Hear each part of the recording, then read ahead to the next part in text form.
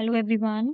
क्या आपको पता है कि शैम्पू, टूथपेस्ट, लेमन जूस या सोप इन सब की पीएच में इतना डिफरेंस क्यों होता है और इसका हमारी डेली लाइफ में क्या काम है? तो आज हम पीएच को कुछ रियल लाइफ एग्जांपल और एग्जाम ओरिएंटेड पॉइंट्स के साथ इजी लैंग्वेज में समझेंगे। तो बेसिकली पीएच होता क्या है? देखो, पी वर्ड का मतलब यहाँ पर होता है, P stands for potence. German में होता है इसका मतलब potence. Potence refers for power, power potential. किसी भी चीज की पावर क्या है या उसका पोटेंशियल क्या है।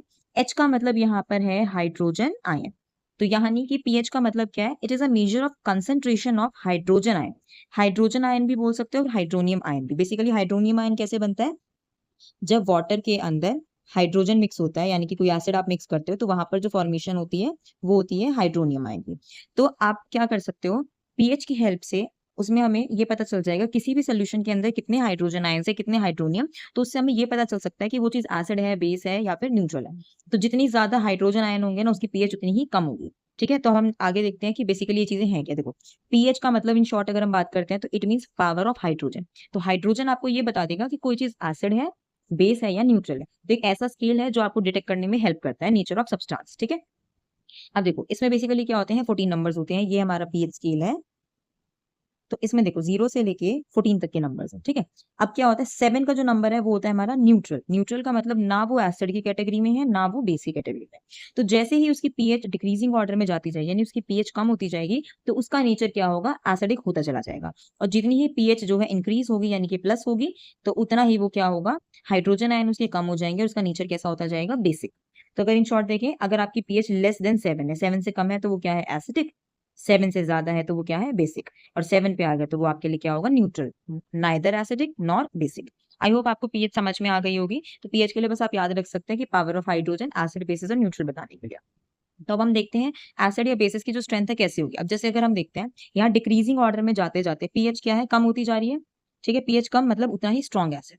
तो यानी कि जो पीएच 1 to 3 वाली रेंज होती है वो हमें क्या देती है, हमारे स्ट्रॉन्ग एसिड्स। तो स्ट्रॉन्ग में हमारे पास क्या है, जैसे HCl है, HNO3 हो गया, साथ में H2SO4 हो गया। ठीक है, ऐसे ही जो हमारी पीएच स्केल के अंदर जो लास्ट के नंबर्स होते हैं, यानी कि डार्क, क्योंकि ये बेसिस की तरफ जा रहा है, तो 12, 13, 14 हमें क्या देंगे, स्ट्रॉन्ग बेसिस। तो स्ट्रॉन्ग बेसिस में जैसे हमारा हो गया सोडियम हाइड्रोक्साइड, इसके साथ पोटेशियम हाइड्रोक्साइड हो गया, या फिर आपका हो गया कैल्शियम हाइड्रोक्साइड। ठीक है, तो हम यहाँ पर कुछ सब्सटेंसेस की पीएच दी है। वैसे तो देखो पीएच के ऊपर क्वेश्चन आएगा ना, तो आपको कुछ ऐसा नहीं बोलेंगे कि आपको एग्जैक्ट पीएच बतानी है किसी की, ऐसा नहीं होता है। बेसिकली आपको क्या होता है, उसके अंदाजा आपको बताना होता है। अब जैसे देखो, लेमन जूस है, लेमन जूस हमारे लिए एडिबल होता है, तो इसकी नियर बाय जो रेंज होती है वो 2.5 होती है। कंसंट्रेटेड HCl जो होता है स्ट्रॉन्ग है, ये 1-2 के बीच में रहता है। सोडियम और पोटेशियम हाइड्रोक्साइड क्या है, स्ट्रॉन्ग बेसिस है, तो इनकी जो पीएच रेंज रहेगी 13 से 14 रहेगी। ठीक है, तो अब हम देखते हैं कि जो ये पीएच है ये आपकी डेली लाइफ में क्यों जरूरी है। मतलब आपके पता है, आपके जो क्वेश्चंस आते हैं ना, वो इस टॉपिक पे से आता है सबसे ज्यादा। मैं आपको बता रही हूँ, इसमें क्या होगा, आपके पास क्वेश्चन आएगा गिव रीजन का, कि ऐसा क्यों हुआ। ठीक है, हमारी बॉडी में एसिड बना तो हमने मिल्क ऑफ मैग्नीशिया क्यों ले लिया, जो आपने लास्ट वीडियो में भी देखा था बेसिस वाली। या फिर अगर दांत खराब हुए तो हमने क्या किया, दांत खराब कब होंगे, तो ये सारी चीजें हमसे पूछी जाती है। तो हम देखते हैं, देखो सबसे फर्स्ट है बॉडी। हमारी जो बॉडी है, हमें पता है बॉडी की जो वर्किंग रेंज होती है वो होती है 7 से 7.8, यानी कि ऑलमोस्ट वो न्यूट्रल रेंज में रहती है। ठीक है, तो अब क्या है, जब बॉडी HCl एसिड बनाने लगती है तो उसकी पीएच क्या है, कम होने लगती है। ठीक है, तो यानी कि इसकी जो पीएच रेंज है 7 से 7.8 है। स्टमक क्या कर रही है, एसिड बना रही है। एसिड बना रही है तो उसकी पीएच क्या होगी, डिक्रीज होती जाएगी। ठीक है, अब जैसे अगर हम यहाँ पर देखते हैं, अब बहुत ज्यादा एसिडिटी हो जाती है तो हम क्या करते हैं, हम मिल्क ऑफ मैग्नीशिया ले लेते हैं। तो मिल्क ऑफ मैग्नीशिया लेने से क्या होता है, बॉडी में बेस हो जाता है, तो एसिड और बेस मिलकर उसके इफेक्ट को न्यूट्रल कर देते हैं। ठीक है, अब हम नंबर 2 देखते हैं, टूथ डिके। इसके ऊपर क्वेश्चन आता है पेपर में। टूथ डिके, देखो हमारे जो दांत है ना, हम कहते हैं दांत सड़ गए हैं, कीड़े लग गए हैं, तो बेसिकली वो होता है टूथ डिके। तो टूथ डिके कब होता है, जब हमारे माउथ की जो पीएच है, it will be less than 5.5। तो जब हमारे माउथ की पीएच 5.5 से कम होनी शुरू हो जाएगी बैक्टीरिया प्रोडक्शन की वजह से, क्योंकि बॉडी, जैसे कहते हैं ना छोटे बच्चों को हमें कि ज्यादा चॉकलेट्स वगैरह नहीं देनी चाहिए, क्योंकि जब शुगर मॉलिक्यूल्स हमारे टीथ पे चिपकता है तो वो एसिड बनाना स्टार्ट करते हैं। अब एसिड बनेगा तो उसकी पीएच कम होती जाएगी, और जैसे ही 5.5 से पीएच कम जाएगी तो वहां पर क्या होंगे, दांत सड़ने लग जाएंगे। ठीक है, अब हम इसके कुछ और यूजेस देखते हैं। यहाँ पर जो ये वाला यूज है ये भी हमसे पूछा जाता है, पेपर में आता है। देखो क्या है, सॉइल की पीएच। आपको पता है प्लांट्स को ग्रो करना है तो सॉइल की भी कुछ ना कुछ अपनी पीएच होनी चाहिए। तो फार्मर क्या करते हैं, जो सॉइल होती है ना, सॉइल के अंदर आपसे क्या होता है, ये पूछते हैं कि जो फार्मर्स होते हैं वो क्या करते हैं, वो यहाँ पर उसके अंदर ना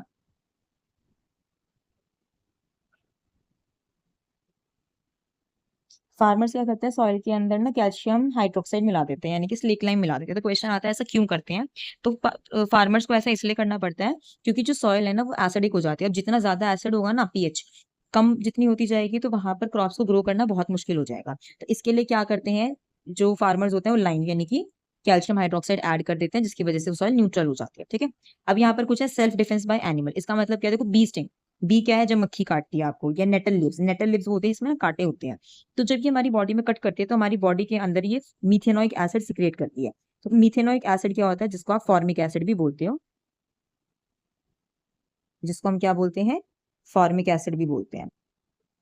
जो आपने पढ़ा था ना, जब चींटी काटती है तो चींटी भी बॉडी के अंदर फॉर्मिक एसिड सिक्रिएट करती है, जिसका फॉर्मूला क्या था? HCOOH।